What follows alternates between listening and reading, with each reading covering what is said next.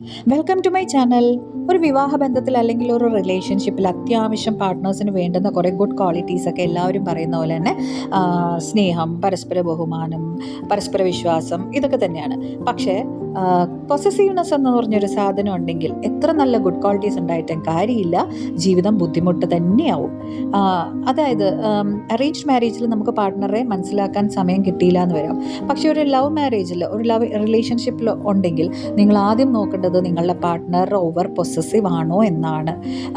ആദ്യമൊക്കെ നമുക്കത് ഭയങ്കര ഇഷ്ടമായിട്ട് തോന്നും. അതായത് എപ്പോഴും കാണണം, എപ്പോഴും പുള്ളീനെ സ്നേഹിക്കണം, എപ്പോഴും നമ്മൾ ആളെ ചുറ്റിപ്പറ്റി തന്നെ ഉണ്ടാവണം, ആൾക്ക് എന്തൊക്കെയാണ് ഇഷ്ടങ്ങൾ അതൊക്കെ ചെയ്യണം.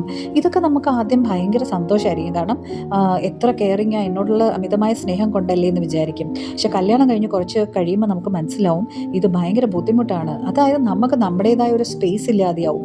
വേറൊരാളുടെ സന്തോഷത്തിന് വേണ്ടി, ആളെ തൃപ്തിപ്പെടുത്താൻ വേണ്ടി ജീവിക്കുക. നമുക്കൊരു ഫ്രണ്ട്സിൻ്റെ കൂടെ പോലും പോകാൻ പറ്റാത്തൊരവസ്ഥയാവും. പിന്നെ ഈ പൊസസീവ്നെസ്സിനൊപ്പം വരുന്നൊരു സാധനമാണ് സംശയരോഗം പോലും.